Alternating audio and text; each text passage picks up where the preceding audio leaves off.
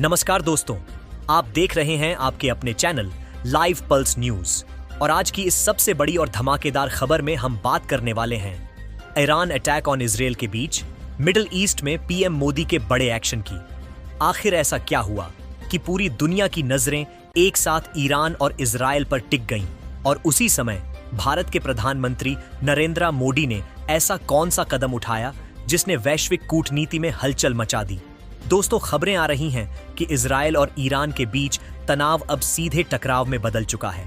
Missile हमले, drone attack, air strike और जवाबी कार्रवाई ने पूरे मध्य पूर्व को बारूद के ढेर पर खड़ा कर दिया है। इजराइल की तरफ से प्रधानमंत्री बेंजामिन नेतन्याहू लगातार सख्त बयान दे रहे हैं, वहीं ईरान की ओर से सर्वोच्च नेतृत्व और सैन्य कमांडर खुली चेतावनी जारी कर चुके हैं कि अगर इजराइल ने एक और कदम आगे बढ़ाया तो जवाब पहले से ज्यादा खतरनाक होगा। ऐसे में सवाल उठता है कि भारत कहां खड़ा है? क्या भारत किसी एक पक्ष के साथ है या फिर भारत अपनी अलग रणनीति पर काम कर रहा है? सूत्रों के मुताबिक जैसे ही हालात बिगड़ने की खबर आई, प्रधानमंत्री मोदी ने तुरंत उच्च स्तरीय बैठक बुलाई। राष्ट्रीय सुरक्षा सलाहकार, विदेश मंत्री और रक्षा अधिकारियों के साथ लंबी चर्चा हुई, क्योंकि मध्य पूर्व में लाखों भारतीय काम करते हैं। खाड़ी देशों में भारत का बड़ा व्यापारिक हित जुड़ा है और तेल आपूर्ति का बड़ा हिस्सा इसी क्षेत्र से आता है। अगर हालात बेकाबू होते हैं तो सबसे पहले असर पड़ेगा कच्चे तेल की कीमतों पर और उसका सीधा असर भारत की अर्थव्यवस्था पर दिखाई देगा। बताया जा रहा है कि भारत ने तुरंत अपने दूतावासों को अलर्ट पर रखा है और इजराइल तथा ईरान दोनों जगह भारतीय नागरिकों की सुरक्षा का जायजा लिया जा रहा है। इतना ही नहीं, खाड़ी देशों के नेताओं से भी संपर्क साधा गया है, क्योंकि अगर युद्ध फैलता है तो पूरा क्षेत्र प्रभावित होगा।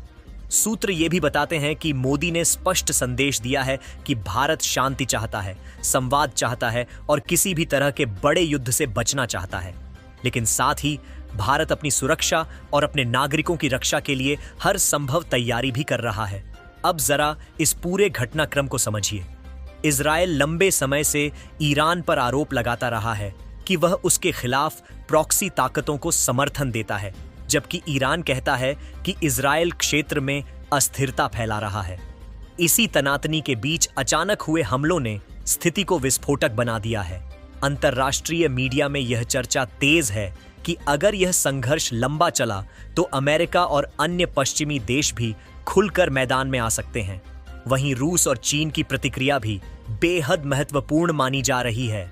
ऐसे में भारत की भूमिका संतुलन बनाने वाली हो सकती है, क्योंकि भारत के इजराइल से भी मजबूत संबंध हैं और ईरान से भी ऐतिहासिक रिश्ते रहे हैं। भारत ने चाबहार पोर्ट में निवेश किया है, वहीं इजराइल के साथ रक्षा सहयोग भी गहरा है।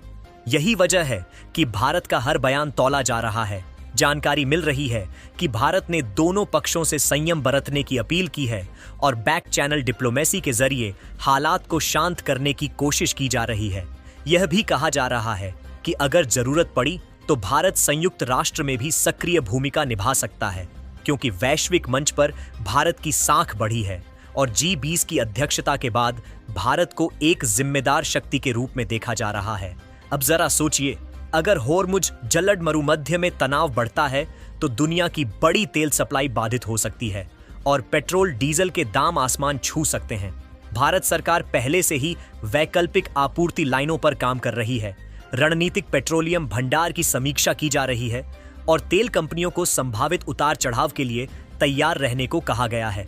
रक्षा विश्लेषकों का मानना है कि यह सिर्फ दो देशों का टकराव नहीं, बल्कि व्यापक शक्ति संतुलन की लड़ाई है, जिसमें क्षेत्रीय राजनीति, परमाणु कार्यक्रम और सामरिक गठबंधन सब कुछ शामिल है। ऐसे में मोदी का बड़ा एक्शन क्या है? तो सूत्र बताते हैं कि पहला कदम कूटनीतिक सक्रियता, दूसरा कदम भारतीयों की सुरक्षा, तीसरा कदम आर्थिक तैयारी और चौथा कदम वैश्विक मंच पर संतुलित संदेश देना। यह रणनीति भारत को सीधे युद्ध की आग से दूर रखते हुए प्रभावशाली बनाए रखने की कोशिश है।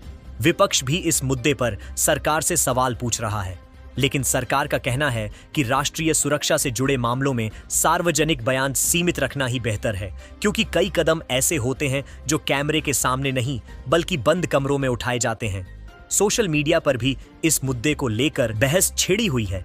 कुछ लोग चाहते हैं कि भारत खुलकर इजराइल के साथ खड़ा हो, तो कुछ कहते हैं कि भारत को तटस्थ रहना चाहिए, लेकिन विदेश नीति विशेषज्ञों का मानना है कि भारत की ताकत उसकी संतुलित नीति में है, क्योंकि भारत पश्चिम एशिया के लगभग सभी देशों के साथ मजबूत रिश्ते रखता है और यही भारत की सबसे बड़ी रणनीतिक पूंजी है। इस पूरे घटनाक्रम के बीच भारतीय शेयर बाजार पर भी नजर रखी जा रही है, क्योंकि भू राजनीतिक तनाव का असर निवेशकों की मनोदशा पर पड़ता है। रुपया डॉलर के मुकाबले दबाव में आ सकता है और आयात बिल बढ़ सकता है। इसलिए आर्थिक मोर्चे पर भी चौकसी बढ़ा दी गई है। रक्षा मोर्चे पर भारतीय सेना और नौसेना भी स्थिति पर नजर रखे हुए हैं। खासकर अरब सागर और आसपास के समुद्री मार्गों पर निगरानी तेज की गई है, ताकि किसी भी अप्रत्याशित परिस्थिति में भारतीय हितों की रक्षा की जा सके। कुल मिलाकर दोस्तों, यह समय बेहद संवेदनशील है।